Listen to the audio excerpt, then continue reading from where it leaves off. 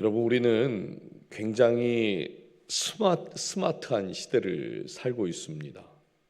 예전에는 지도가 있어야지만 길을 찾을 수가 있었는데 요즘은 내비게이션이 가장 빠른 길, 가장 정확한 길을 계산을 해서 우리에게 알려주지요. 요즘은 또 하도 주말에 눈이 와가지고요, 날씨를 알려주는 앱을 자주 들여다보게 됩니다. 그러니까 며칠 후, 일주일, 2주일 후에 있을 날씨도 우리가 어느 정도 알 수가 있지요. 건강도 마찬가지입니다. 요즘 스마트워치가요, 그 심박수를 재주기도 하고 수면의 패턴을 분석을 해주기도 합니다. 그리고 이 그 심박수를 재서 내가 착용하고 있는 사람이 갑자기 이머전시가 생기면 911으로 전화도 바로 해주기도 한다고 그래요. 그뿐만이 아니에요. 주식 투자, 입시, 취업까지도, 그 레주메를 쓰는 것까지도 데이터와 통계를 통해서 어떻게 하면 좀 더 성공할 수 있을지, 그것을 알려주는 그런 시대를 우리가 살고 있습니다. 그래서 그런지 우리는 점점 더 많은 것을 예측할 수 있다고 생각을 하는데요. 참 희한하고 이상한 것은 세상은 점점 더 정밀해지고 스마트해지는데 인생은 여전히 예측하기가 어렵다라는 것입니다. 가장 유력해 보이고 준비를 잘 했던 사람이 실패를 하기도 하죠. 건강했던 사람이 어느 날 갑자기 병을 얻기도 합니다. 아무 문제 없던 그 가정에 문제가 생겨서 가정이 흔들리는 것도 우리는 보게 되죠. 오늘 11절 말씀을 다시 한번 보실까요? 내가 다시 해 아래에서 보니 빠른 경주자들이라고 선착하는 것이 아니며 용사들이라고 전쟁에 승리하는 것이 아니며, 그래요. 인생을 오늘 솔로몬이 관찰을 하고 결론을 내렸는데, 인생에는 우리가 선택할 수 없는, 통제할 수 없는 시기와 기회가 있다 그럽니다. 무슨 말일까요? 인생에 우리가 계산할 수 없는 변수가 있다는 거예요. 그런데 이 변수가 누구에게나 아무런 예고 없이 찾아온다고 하는 것이죠. 그렇다면 하나님을 믿는 우리는 우리의 인생에 아무런 예고 없이 찾아오는 이 변수 앞에서 어떻게 서야 할까요? 첫 번째 우리에게 주시는 교훈입니다. 예측할 수 없는 시기와 기회 앞에서 우리는 어떻게 할 것인가? 본문 11절에서 딱 두 단어로 정의를 하는데, 시기와 기회라는 두 단어가 이 11절을 딱 정의를 합니다. 여기서 시기라는 말은요, 어떤 일이 이루어지는 때, 그때를 말하죠. 기회는 나에게 찾아온 어떤 좋은 기회, 이걸 말하는 게 아니라 갑자기 닥치는 상황을 이야기합니다. 11절을 보니까 빠르다고 이기는 것도 아니고, 강하다고 승리하는 것도 아니고, 지혜롭다고 성공하는 게 아니라고 그래요. 그 이유가 뭐 때문이에요? 변수 때문이다. 지금 그런 겁니다. 실력과 노력만 가지고 설명되지 않는 영역이 우리의 인생 가운데 있다고 하는 것입니다. 여러분, 이 당시에는요, 빠르면 이기는 게 당연했습니다. 강하면 어디에 가서도 지지 않아요. 그리고 지혜로운 사람들은 다 부자가 되었습니다. 이것이 이 당시에는 그냥 당연한 결과였는데, 솔로몬이 지금 너무 당연한 일이 당연하지 않다고 말한 거예요. 우리가 설교하면서 제가 자주 예를 드는 요셉의 이야기를 한 번 더 해보도록 하겠습니다. 창세기 37장을 보면요, 야곱이 요셉에게 세겜에 있는 형들과 그 양들이 잘 있는지 보고 좀 와라, 이런 장면이 있습니다. 그래서 요셉이 그 세겜에 가서 형들을 찾는데 형들이 거기에 없는 거예요. 그래서 막 방황하고 헤매는 장면이 바로 창세기 37장 요 13절 14절에 나옵니다. 그리고 15절에 이렇게 얘기를 해요. 어떤 사람이 그를 만난 즉 요셉을 만난 거죠. 그가 들에서 방황하는지라 그 사람이 그에게 물어 이르되 내가 무엇을 찾느냐. 지금 형들을 들에서 한참 찾고 있는데 찾지 못하니까 한 사람을 만났습니다. 근데 이 사람이 형들이 있는 곳을 알려줘요. 도단에 갔다고. 도단. 그래서 요셉이 도단으로 갑니다. 그런데 그 도단에서 어떻게 되죠? 요셉은 잡혀서 팔려가요. 여러분, 이 장면이 너무 이상하지 않습니까? 성경에는 이 사람은 지금 굉장히 중요한 사람이잖아요. 이 사건에 있어서 아주 중요한 용의자라고 할 수 있습니다. 요셉은 이 사람을 만나지 않았더라면 어쩌면 팔리지 않았을 수도 있어요. 그럼 이렇게 중요한 사람인데 성경은 뭐라고 그러죠? 그냥 어떤 사람이래요. 어떤 사람.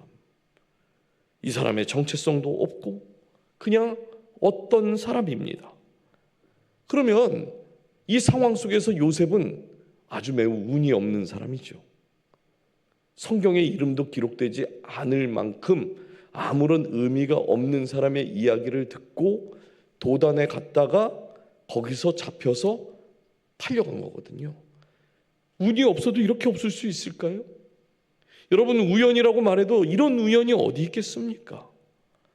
그리고 당시 요셉이 이 상황을 이해를 하고 있었을까요?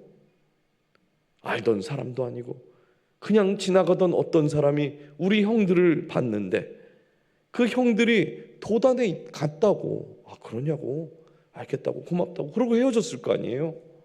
근데 그 도단에 가서 형들도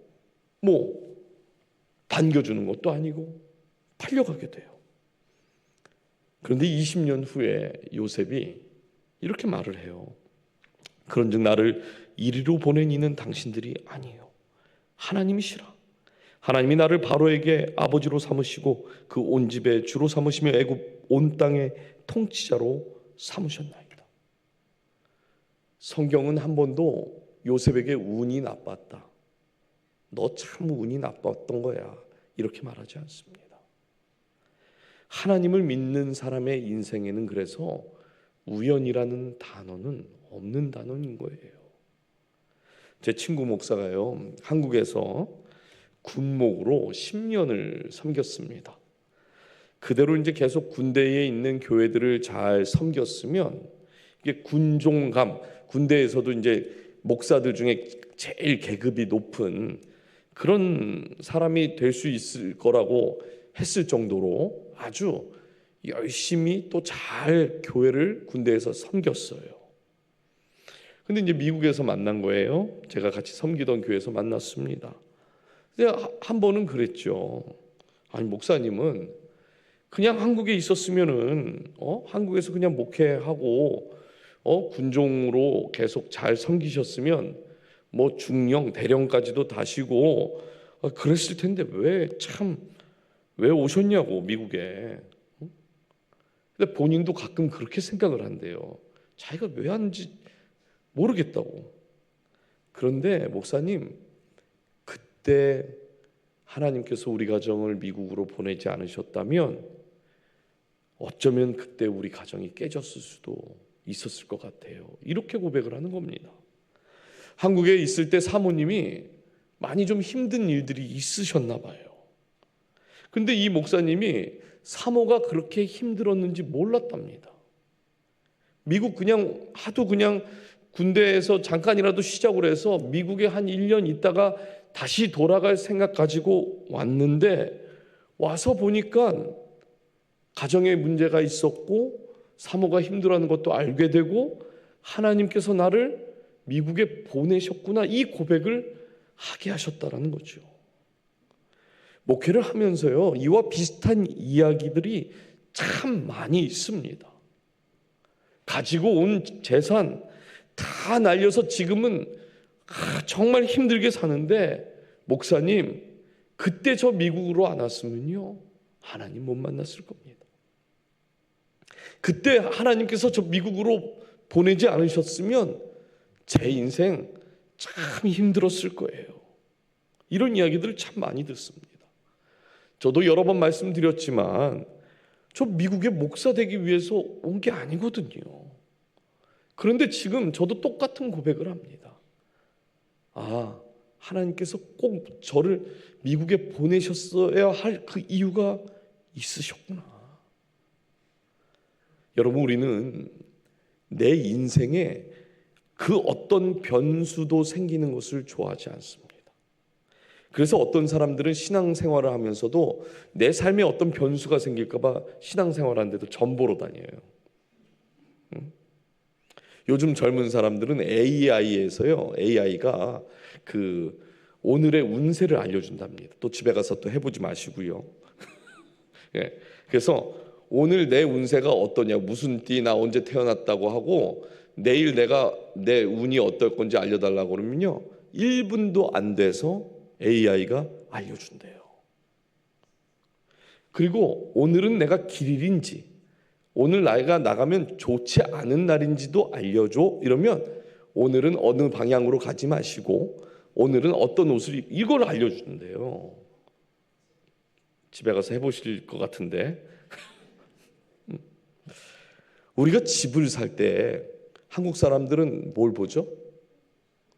에? 뭐 지리풍수 뭐 이런 거 보잖아요. 이 집이 남향을 하고 있는지, 북쪽을 보고 있는지. 미국 사람들은 전혀 그런 거 안 따지는데 한국 사람들은 나침판 가지고 다니면서 그거 봅니다. 그렇죠? 우리의 인생에 변수가 생길까 봐 생명보험도 들고, 날마다 뉴스를 보면서 지금 세상 어떻게 돌아가는지 그거 보고 주식 분석하고 우리의 삶을 대비합니다. 우리는 늘 우리가 계획한 대로 일이 진행되어야지만 좋은 사람들이에요. 근데 솔로몬이 오늘 본문 12절에서 이렇게 말해요. 분명히 사람은 자기의 시기도 알지 못하나니 물고기들이 재난의 그물에 걸리고 새들이 올무에 걸림같이 인생들도 재앙의 날이 그들에게 홀연히 임하면 거기에 걸리느니라. 여러분, 물고기가 그물에 걸릴 줄 알고 거기서 이렇게 막 노는 겁니까? 몰라요. 거기에 걸릴 줄. 새가 그 올무에 걸릴 줄 알고 거기서 막 그거 뭐 쪼아 먹고 있는 걸까요? 모릅니다. 근데 지금 솔로몬이 재앙도 홀연히 임한다, 갑자기 아무런 예고 없이 찾아온다, 이렇게 말해요. 그렇다면 여기서 말하는 믿음은 뭘까요? 여기서 우리는 어떤 믿음을 붙잡아야 할까요? 우리의 인생에 아무런 예고도 없이 찾아오는 그 변수를 제거해 버리는 것이 그것이 믿음일까요? 여기서 말하는 지혜, 믿음은요, 태도를 말합니다. 태도. 아무런 예고 없이 찾아오는 그 변수 앞에서도 하나님을 인정하는 태도가 있는가 하는 겁니다. 이런 태도를 가지고 있는 사람은 갑자기 찾아온 재앙에 대해서 내가 이해하지 못해도 흔들리지 않아요. 왜 그럴까요? 자기는 그 일이 어떻게 일어났는지 몰라요. 그러나 하나님은 아시기 때문에 나는 흔들리지 않는 겁니다. 우리가 이 태도가 정말 중요하다라고 하는 것이죠. 왜요? 변수는 아무런 예고 없이 찾아오고 누구도 예외 없이 찾아올 수 있기 때문에, 그래서 내 삶에 그 변수가 찾아올 때에 하나님을 인정하는 태도가 중요한 것입니다. 여러분, 우리가 이 고백이 우리 안에 없으면 변수가 찾아올 때마다 우리는 넘어질 겁니다. 그냥 넘어질 거예요. 반대로 우리 안에 이 고백이 있다면 변수는요, 하나님의 도구로 사용될 수 있다라고 하는 것입니다. 변수 앞에서도 하나님을 인정하는 태도를 가진 사람은 그래서 겸손할 수밖에 없는 거예요. 우리가 시기를 정할 수도 없고 우리가 기회를 통제할 수 없기 때문에, 내가 통제할 수 있는 게 하나도 없기 때문에 겸손할 수 있는 것이죠. 여기서 우리가 한 가지 질문을 하게 되는데, 우리는 보통 이렇게 생각을 해요. 지혜로운 사람은 그래도 변수를 나보다 더 잘 피해가지 않을까? 믿음이 좋으면 그래도 그 사람에게는 결과가 좀 다르지 않을까? 여러분, 변수를 인정하는 태도를 가지게 되면 분명 그 변수 때문에 무너지거나 흔들리지는 않습니다. 그런데 오늘 본문은 여기서 한 걸음 더 나아가는데 두 번째, 인정받지 못하는 자리가 또 있대요. 인정받지 못하는. 본문의 13절 이하를 보면 작은 성이 있습니다. 큰 왕이 군대를 막 이끌고 와서 그 성을 에워쌌어요. 그러면 작은 성 안에 있는 사람들 어떻게 되는 거예요? 이제 큰 왕이 군대를 이끌고 와서 작은 성을 에워쌌어요. 또. 그러면 그 작은 성 안에 있는 사람들은 위기의 상황에 빠진 거죠. 좀 있으면 무너질 겁니다. 그런데 그 성 안에 한 사람이 있다고 그래요. 이 사람은 가난한 지혜자입니다. 놀라운 건 그 가난한 지혜자의 지혜로 인해서 그 성이 구원을 받아요. 그러면 여기서 우리가 한번 논리적으로 한번 생각을 해보시죠. 가난한 지혜자의 지혜로 성이 구원을 받았는데 그 성은 작아요. 당장이라도 그 지혜자가 없었다면 그냥 다 위기의 상황, 성이 끝장날 판이었습니다. 그런데 그 지혜로 인해서 성이 구원을 받았다면 이 지혜자는 그 작은 성의 영웅이 돼야 되는 거 아닙니까? 그렇잖아요. 성을 구했는데 이거는 그 성의 기록을 해서라도 대대손손 다 기억하라고 해야 될 일이에요. 많은 사람들부터 존경을 받아야 되고 그 성 안에 있는 사람들로부터 사랑을 받아야 하는데 15절 한번 읽어주실까요? 시작.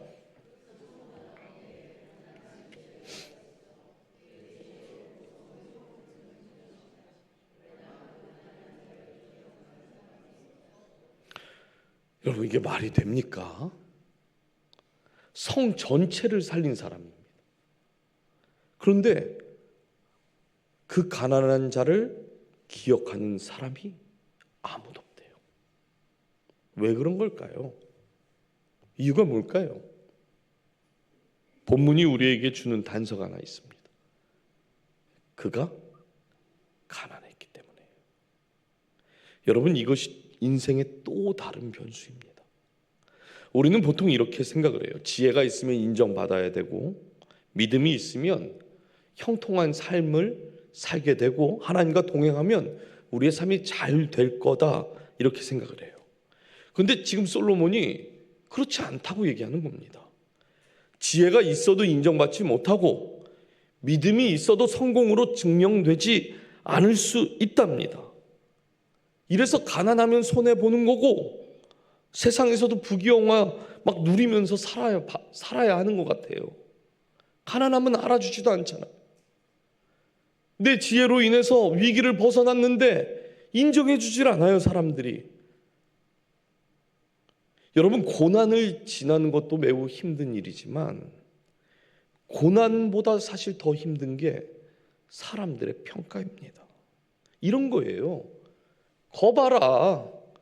아이고, 믿음 좋다고 그러더니 매일 새벽에 뭐 나가서 그렇게 기도한다며. 근데 네 꼴 좀 보라고. 지금 성공한 거 맞냐고. 여러분, 고난 자체보다 이 말이 더 아프고 더 싫어요. 그렇지 않습니까? 저도 말씀을 이렇게 묵상을 하면서 이 장면에서 넘어가기가 참 힘들었습니다. 아니, 칭찬은 못 해줄 망정 인정은 해줘야 되는 거 아닙니까? 아니, 자기들이 뭘 해준 게 있다고 손가락질을 하고 이러는 거예요? 이 말씀을 묵상을 하는데 막 처음에는 화가 났어요. 억울하잖아요. 나 때문에 살아놓고 칭찬은 못 해줄 망정 인정도 안 해주고 인정도 안 하는데 기억도 못하고 그냥 무시해버리는 거거든요. 근데 말씀을 묵상하는데 십자가에 달리신 예수님을 생각하게 되었습니다. 여러분, 예수님께서 십자가에 달리셨을 때 사람들이 예수님께 뭐라고 그랬는지 기억나시나요? 마태복음 27장에 이런 말이 있습니다. 그가 남은 구원하였으되 자기는 구원할 수 없도다. 그가 이스라엘의 왕이로다. 지금 십자가에서 내려올지어다. 그리하면 우리가 믿겠노라. 여러분, 성 전체를 구원한 그 지혜자를 가난하다고 무시한 것과 똑같은 말입니다. 남은 살리면서 왜 자기는 못 살리는 거래? 조롱하는 거죠.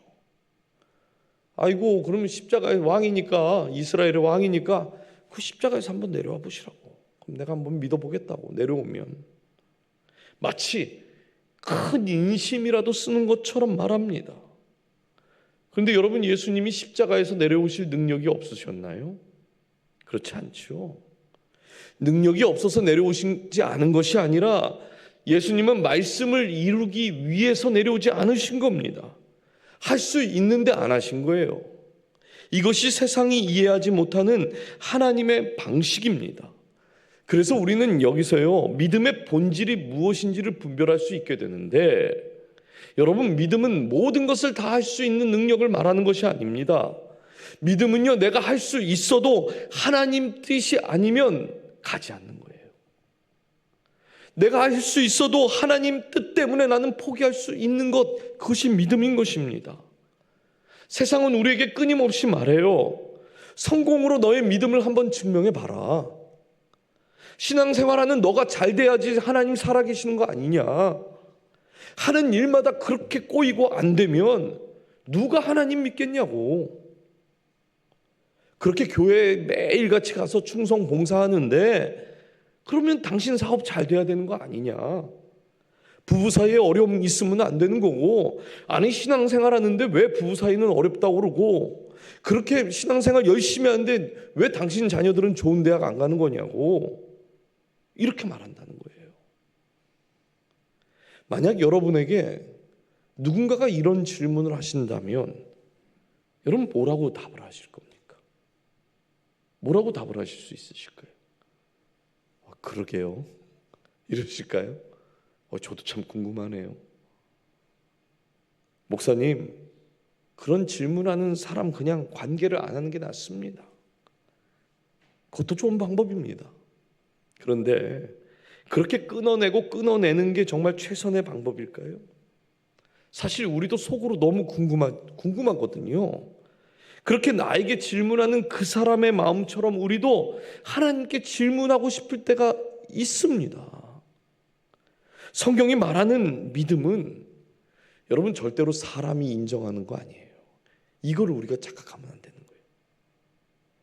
당신이 믿음이 있습니까? 그 믿음이 있고 없고를 사람이 인정함으로 주는 것이 아니다 말하는 겁니다. 믿음은 누가 인정하는 거예요? 하나님이 인정하는 거예요.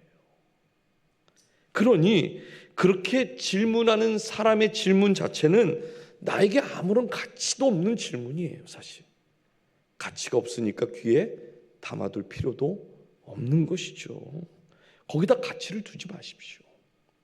솔로몬이 이야기한 것처럼 가난한 지혜자를 사람들은요 다 잊어버릴 거예요. 다 잊습니다. 근데 중요한 건 우리가 뭘 기억하라는 겁니까? 사람들은 다 잊어버리고, 사람들은 인정하지 않고, 심지어 사람들은 내가 변수를 만났을 때 손가락질하고 네가 믿음이 있다면 성공으로 증명하라고 말하지만 하나님이 잊지 않으신다는 거예요. 하나님이 잊지 않으십니다. 여러분, 십자가에 달린 그 예수님은 사람들은 다 실패자로 봤어요. 어떻게 왕이 자기도 못 구하면서 세상을 구한다고 하냐고. 3년 동안 예수님과 동고동락하고 그 함께 쫓아다녔던 제자들도 다 도망가 버렸습니다. 그런데 하나님께서 예수님을 그 십자가에서 실패한 사람으로, 저주받은 그 사람으로 세우셨습니까? 그렇지 않아요. 예수님은 그 십자가 위에서 모든 저주를 다 끊어내시고 영광의 십자가, 승리의 십자가, 구원의 완성을 이루신 그 십자가로 그 앞에 쓰셨습니다. 여러분, 하나님께서 우리의 삶의 변수를 제거하지 않으실 때가 있어요. 우린 변수를 너무 싫어하는데, 우린 계획한 대로 이루어지는 것이 너무나 좋은 사람들인데 변수를 줘요. 왜 변수를 제거하지 않으시는 걸까요? 우리로 하여금 성공으로 내 자신을 증명하지 못하게 하시기 위해서 그러신 거예요. 무슨 말인가? 우리는 사람에게 인정받는 것으로 증명받는 사람들 아니라는 겁니다. 결과로 나를 증명하는 사람 아닌 거예요. 성공 너무 좋지요. 저도요, 목회에서 성공하고 싶습니다. 우리 교회가 이 지역에서 큰 부흥을 이뤘으면 좋겠어요. 저만큼 그거 원하는 사람이 아마 여기 안 계실걸요. 장로님 아멘 하시면 다 맞는 거예요. 네. 제가 아마 우리 교회 부흥을 가장 원하는 사람일 겁니다. 이런 마음이 제 안에 있고 하나님께서 이런 은혜를 우리에게 부어주신다고 해도 뭐예요? 하나님 그 결과로 나를 증명하지 않는다는 거예요. 그걸로 증명할 수 없습니다. 사랑하는 여러분, 이 고백이 우리 안에 없으면 인정받지 못하는 순간 우리는 무너질 수밖에 없습니다. 내가 이 정도 했는데 왜 이렇게 나를 안 알아주는 거냐고. 아니 내가 이걸 이렇게만 했는데 나를 왜 이렇게 사람들이 안 알아주는 거냐고. 그럴 때가 있어요. 가정에서는 내가 밥 제대로 안 해줬으면 당신들 나가서 그렇게 일할 수 있었겠어? 엄마들 그러죠. 너 어렸을 때부터 엄마가 그 새벽에 일어나서 밥 안 해줬으면 이렇게 컸을 수 있었겠어? 내가 나가서 그렇게 열심히 일했는데 그러지 않았으면 우리 가정 지금 이렇게 살 수 있었겠어? 우리 그런다는 거예요.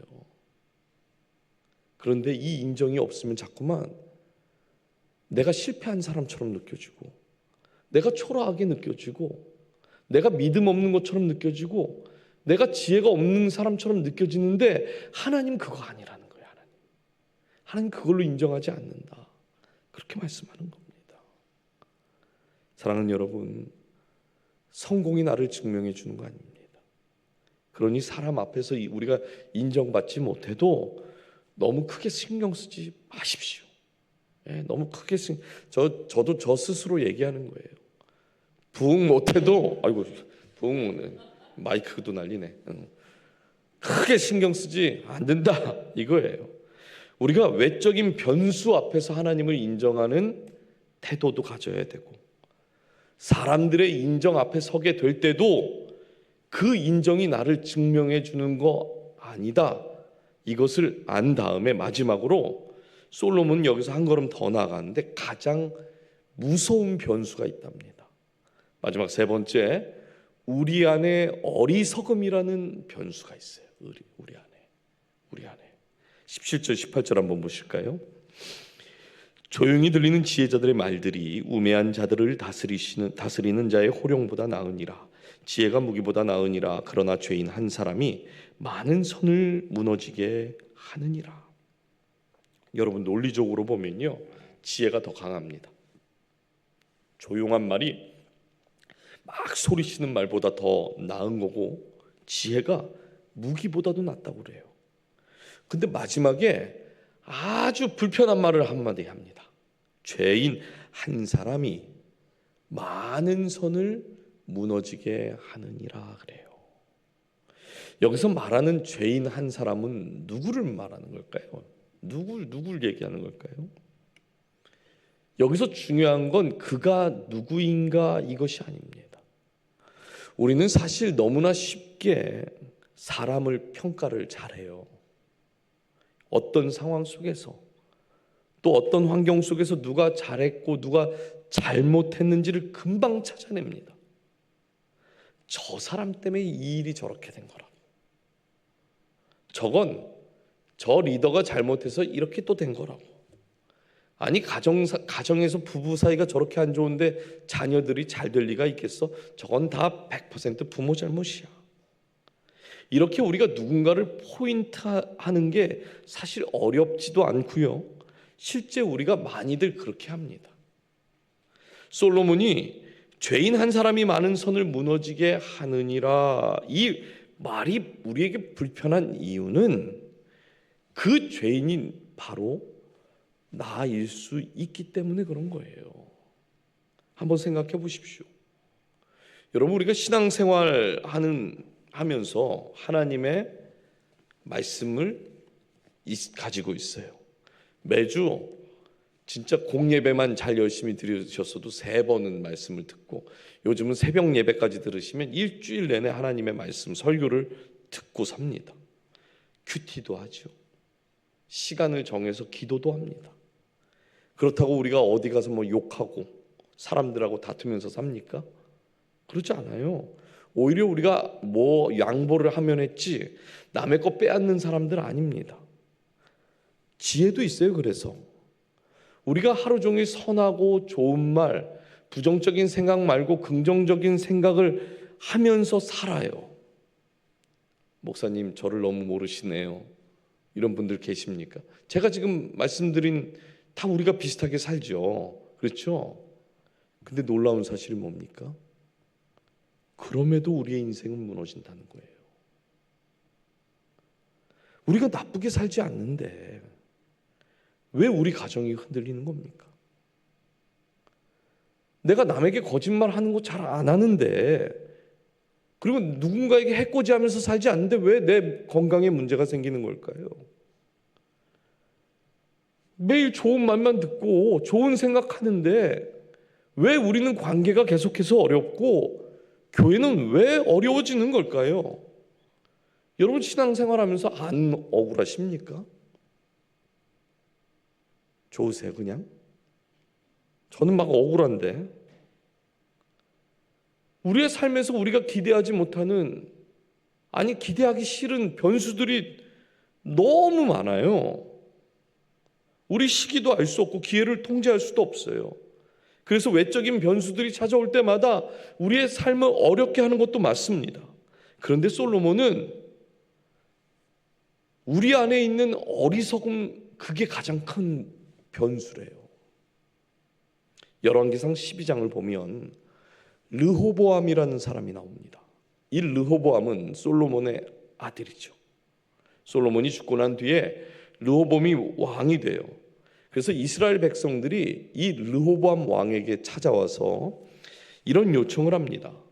당신의 아버지 솔로몬이 우리에게 너무나 무거운 멍에를 지어줬는데 이제 새로운 왕이 되었으니까 그 새로운 왕께서 우리의 멍에를 조금만 줄여달라고 이런 요청을 해요.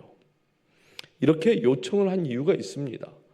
솔로몬이 20년 동안 왕궁하고 성전을 짓느냐고 백성들의 노동과 노역을 착취했거든요. 20년 동안 부려먹은 거예요. 그러니까 세금과 노역이 너무나 무겁다 보니까 백성들이 새로운 왕이 되었으니까 그 왕에게 가서 좀 우리 불쌍히 여겨달라고, 조금만 줄여달라고 이렇게 얘기한 거예요. 이때 르호보암이 3일 후에 다시 와라. 그리고 나서 두 부류의 사람들을 만납니다. 먼저 만난 사람들은 아버지 솔로몬 왕 때 가신으로 그 지혜와 조언을 해줬던 그 어른들을 먼저 만났어요.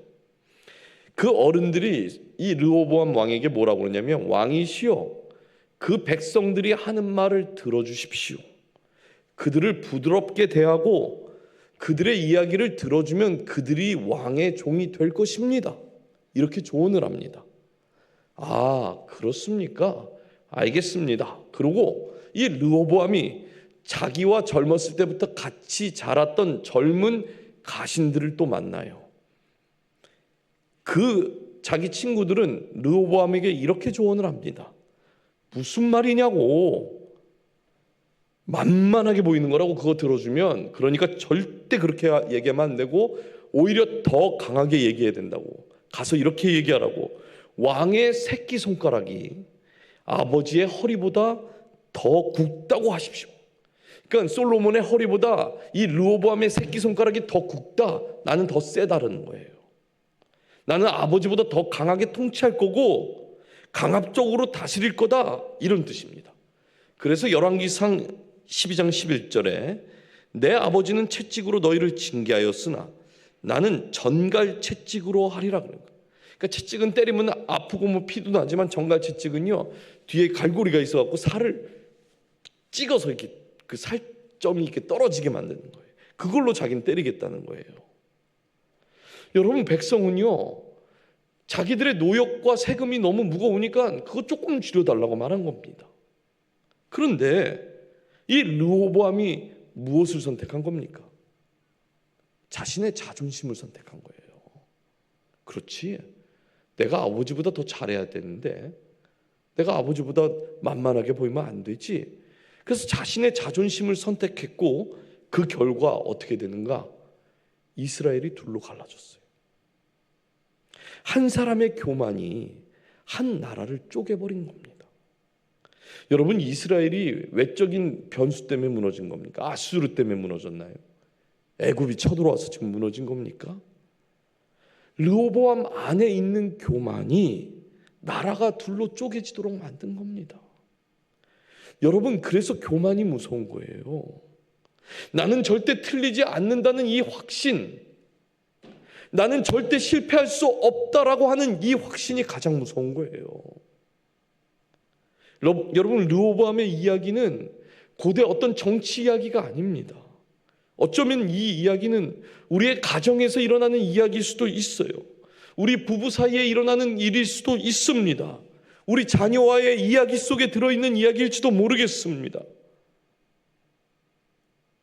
혹시 우리의 가정을 흔드는 것, 그것이 환경이 아니라 내 자존심은 아닐까요?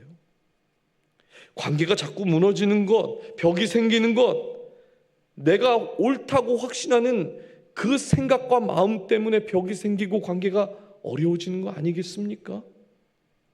자녀와의 거리감이 세대 차이 때문에 있는 것이 아니라 그 자녀보다 늘 언제나 옳다고 확신하는 그 부모의 고집, 그것 때문에 거리가 멀어진 건 아닐까요? 여러분, 죄인 한 사람이 많은 선을 무너뜨린답니다. 그 한 사람이 내가 될 수도 있겠구나, 이것을 인정해야 한다는 것이죠.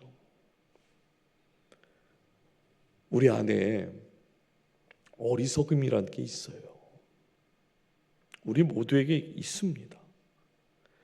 이 어리석음이 내 안에서 작동을 하면 솔로몬이 이야기한 것처럼 많은 선들, 이미 선이라고 잘 해놓은 것들도 무너지게 되는 것이죠.